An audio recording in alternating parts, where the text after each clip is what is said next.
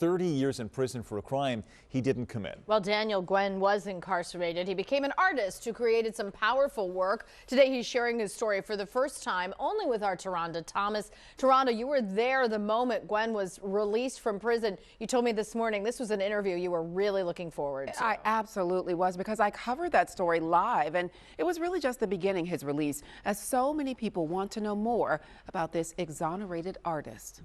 This one right here, like I said, was about my four protectors. Stories on canvas that reflect Daniel Gwynn's life. This Daniel inside the lie is dead. And his struggles. Every day I thought I was going to die. I didn't think I was going to make it. On death row, wrongfully convicted in a 1994 fatal fire. After 3 decades in prison, Gwynn was exonerated 2 weeks ago. What have the past 2 weeks been like for you? It's been amazing, but it also has been difficult. I hear the wind blow. I'm thinking my door's getting ready to pop open and somebody's gonna come in. Reliving the nightmare of being wrongfully convicted, partly because of a faulty confession, one that Gwynn painted. I was a drug addict. I wasn't able to recall the day that these officers was asking me about.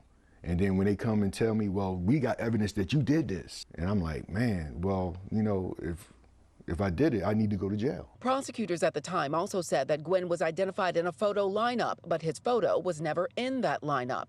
It's terrible that they can do something like that and then go to sleep at night. The moment you hear that gavel bang, guilty. After that gavel bang, I was, I was messed up. Sentenced to death for a crime he didn't commit, there was a time when the 54-year-old lost hope.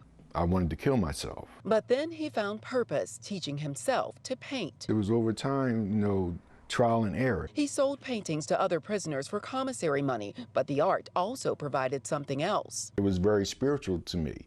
I would lose myself in my painting for hours. Detailing his journey from legal fights. This one is about, breaking the chains of oppression. To freedom. I always, held on to that hope. An image that came to life when he was exonerated. I wanted to shout it from the rooftop. I wanted to go to the plateau up there in Fairmount Park, just do one of the Sound of Music twirls.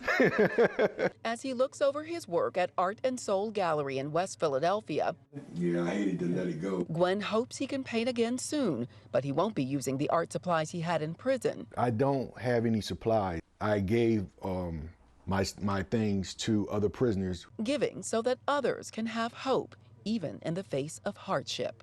I had to cling on to hope, but I also had to tell my story. As he works to get his footing and get a job, Daniel is also trying to get more art supplies and space where he can keep painting, because even though he's free, he's still got a lot more to say. Sarah and Brian. My goodness, what a remarkable story. And the hope that he talked about, that he said he held on to. Boy, that comes through. And he would have a right to be angry about it, wouldn't he? Yeah. Taronda, thank you so much.